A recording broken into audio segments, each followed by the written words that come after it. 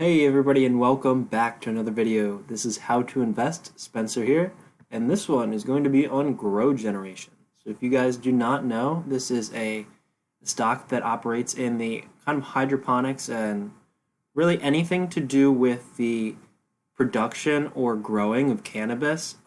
They provide everything that you need.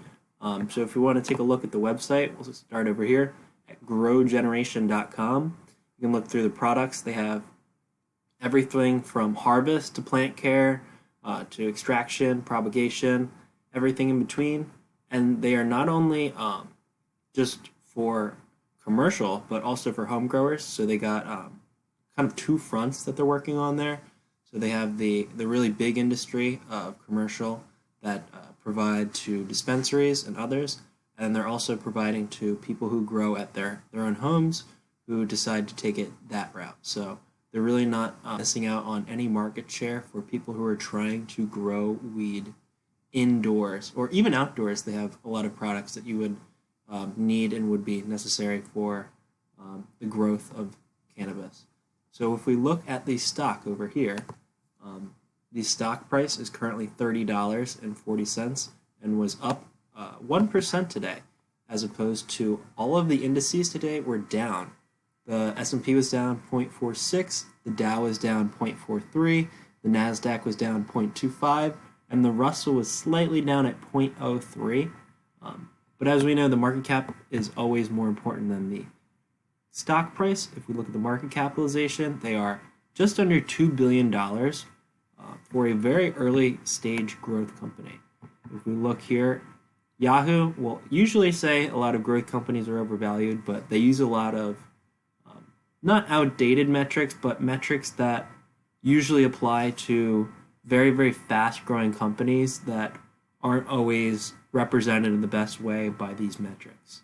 So without further ado, let's hop into the metrics that I'm talking about. So if we see here, the trailing P, which is one that's not usually as accurate as the forward P, is almost 100, which is insanely high, about 4 to 5x the market average currently in the S&P. It's around 25. But the forward looking is 49, which is still very, very, very high. It's double the market average. But if we get into some of their highlights from their last quarter, you will see why there is such a high price to earnings ratio on this stock, because they're growing at a phenomenal rate.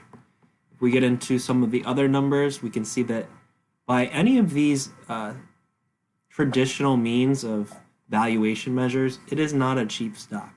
The price to sales, even though it does have a PE ratio, which we don't normally use, is still very, very high. The price to book is high, which is not too important, especially when they're a profitable company. And because their balance sheet, as we'll see, is very strong too. And then their enterprise value to revenue is very high too. And lastly, their enterprise value to EBITDA is very, very high compared to average. But if we look at their last quarterly results, the one negative I do have to say is that they are a low profitability company currently. They don't have very high margins. So this is not really a big issue for me, and I'll explain why. Because they are a very, very early growth stage company, as I was saying earlier, and they honestly don't want to try and make too much money now. They want to focus on really getting as much market share as possible and really fulfilling as much TAM, or total addressable market, as they can. So they want to fulfill every customer that has any need within this field, and they truly believe that they can. If we look through their income statement from the last quarter, we saw that their revenue was $332 million for a almost $2 billion company, which is pretty good considering how early stage they are. Their year-over-year growth was almost 200%, and a lot of this is hitting the bottom line. We see the quarterly year-over-year earnings growth is 160%, and they had a gross profit of $50 million. So it is a very, very difficult thing for a company to become profitable. A lot of companies will never even become profitable and just burn money each and every year. A lot of the most popular stocks on the stock market do not make money and are not profitable. And it's not an easy thing to do. It's not just like a light switch where a company can go, all right, we're going to start making money on the bottom line. It's a very, very dedicated and hard process. So to see that they're already making money and then they're not taking it for granted and just believing, like, oh, well, we'll worry about profitability down the road. They're really taking a focus on becoming profitable currently and then scaling that out to a nationwide really progress. And then as more states become legal, they will just have more and more TAM available to them. The last thing I wanted to get into on the statistics is some of the shares. If we look at held by institution, over 50% is always very, very bullish when a lot of hedge funds are holding the stock, because that is what really tends to move stocks in general, is big money. It's not really the Joe Schmoes buying 10 or 50 or 100 shares. It's up in the thousands, tens of thousands shares.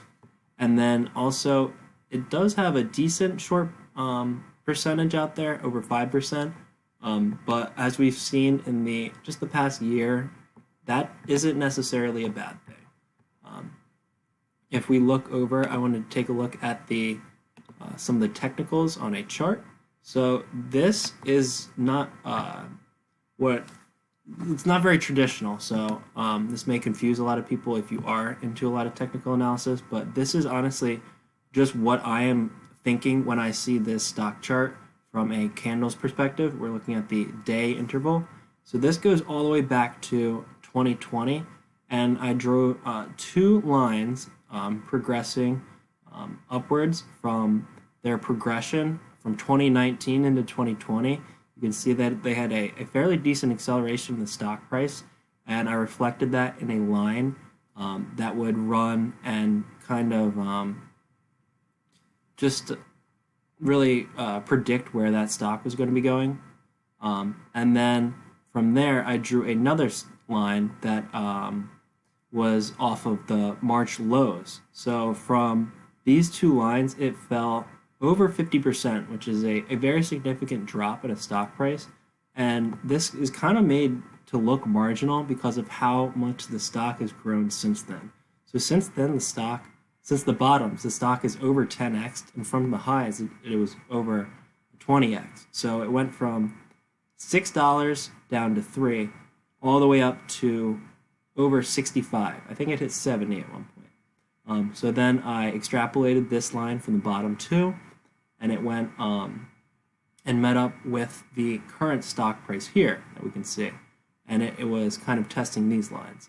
Earlier, we can see that it was kind of just progressing along the bottom line with slower growth. As we can see, the bottom line is obviously a lower on the stock price and indicates a lower acceleration of the stock price. And then we can see here in the middle of August, it really spiked all the way up, hit the top, and then fell all the way back down, kind of moved within the middle of the channel. We can see here that it's breaking a lot of the moving averages and then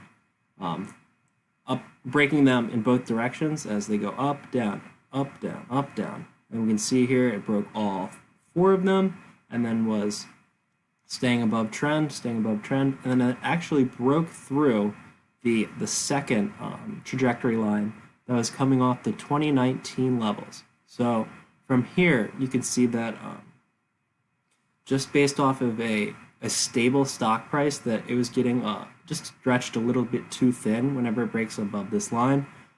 It broke once, went up, had a rally, and then a slight crash, then again, twice, 3 times, 4 times, and then it came down, tested the line again on the downward sides, and then had another rally off of that line, and then had a crash off of that, tested the line again, had a rally, and then broke back into the channel. So the second two lines that I drew here are some of the support lines that I saw just when looking at the stock. We had a really hard support here at 29. It dropped very, very quickly, and the acceleration was very quick up here in the very beginning of August. It fell from 43 all the way down to 30 in just a couple days, but found really, really good support in a little cup formation here. Broke above trend back up to 30 and has been testing the second line. So what I am reading from a buy, sell, or hold perspective on this, I am not adding to my position. I bought previous back in sort of the 24 range, but I am watching this stock very, very closely. If this stock does break both of these two lines, I see very, very little support from this from a technical perspective. We can see here it went basically straight up from 19 all the way to 35. And if it were to break this 29 level that it found great support at and had a very hard bounce at, then we could see a fall down to maybe the 25 or 24 levels if we have some weakness in the indices and we continue to see that.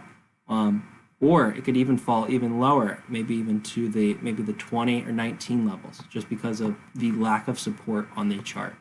And if it does, I will be buying this stock very, very heavily.